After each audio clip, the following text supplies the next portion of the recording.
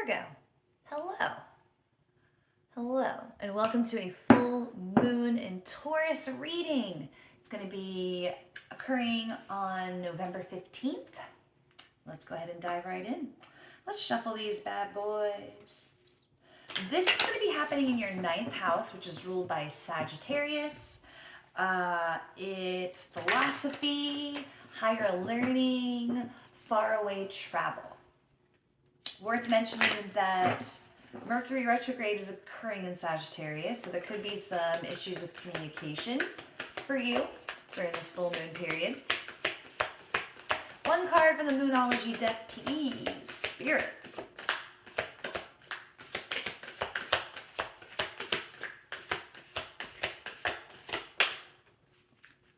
That doesn't surprise me.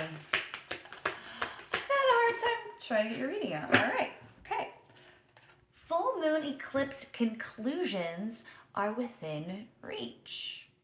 So it looks like something is coming to a close, some type of resolution that you've been looking for. But with that verbiage, within reach, it maybe means that you're going to have to somehow look for the solution, be very involved in this conclusion.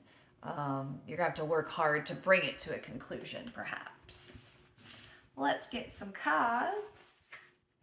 Let's see what tarot has to say. Modern Witch. One shuffle, please. For Virgo. All right. Okay, we got two cards coming right out. So you've got the Six of Cups and you've got Justice. So something in the past, something about balance, something about karma.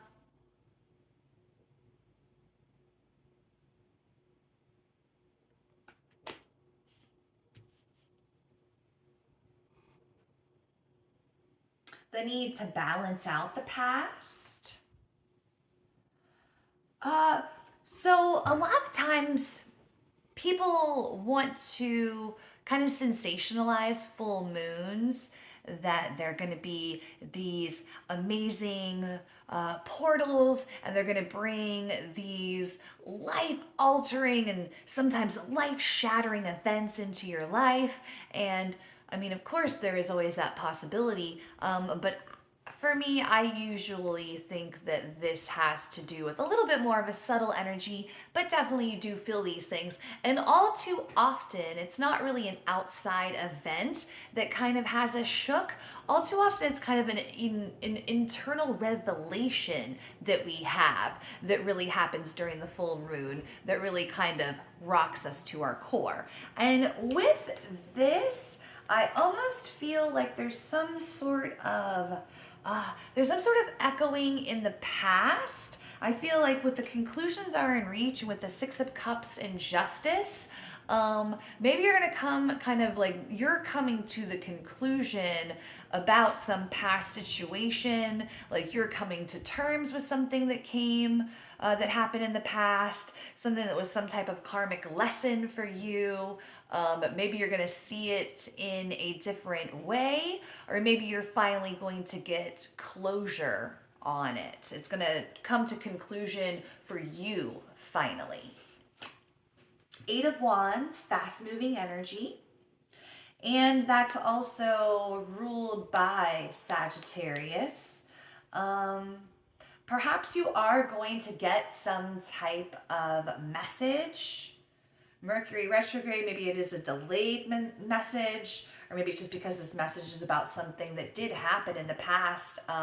Maybe you're going to hear some kind of revelation about something in the past, and like everything's going to click for you about like why you are the way that you are, or why someone else in your past was the way that they are. Let's try to get a card for each. So Justice, you've got the Knight of Wands. So more fast-moving energy. He can be a little hasty. He's usually on some type of mission.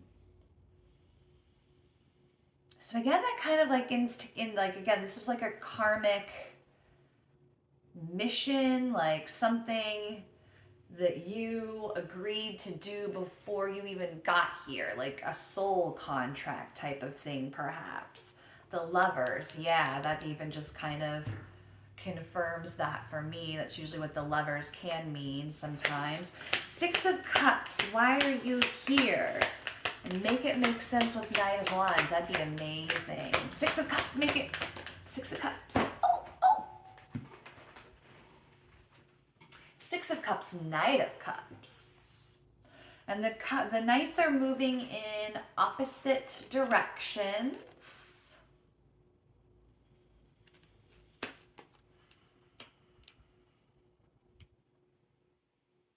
Maybe you're gonna, okay, you're gonna finally understand why there was some type of separation between either you and someone else, or even possibly maybe like you're gonna understand your trigger warning, your parents' divorce more.